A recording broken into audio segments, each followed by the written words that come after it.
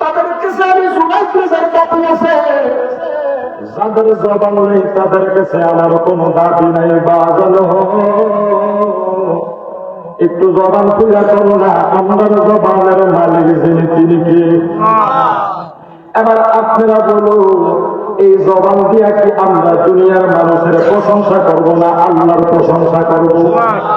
আল্লাহর প্রশংসা করলে আল্লাহর লাভ হবে না, লস হবে, সওয়াব হবে না, গুনাহ হবে? তাইলে একটু জবান খুলে করুন, আল্লাহর জবানের মালিক কি?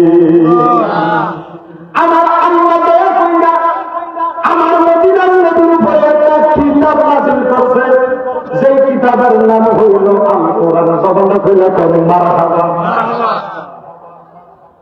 এই কিতাবের কিতাব, এই কোরআনের কিতাব, এই কিতাবের শুরুতে আমার আল্লাহ পাক দিয়া কয় যালিকাল কিতাবুল লা রাইবা ফীহি।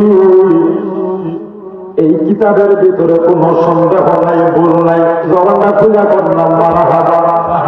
এই কিতাবের একটাই অক্ষরে যদি কোনো হিসাব করে, সাথে সাথে ওই বান্দা বেঈমান হইয়া যাইব।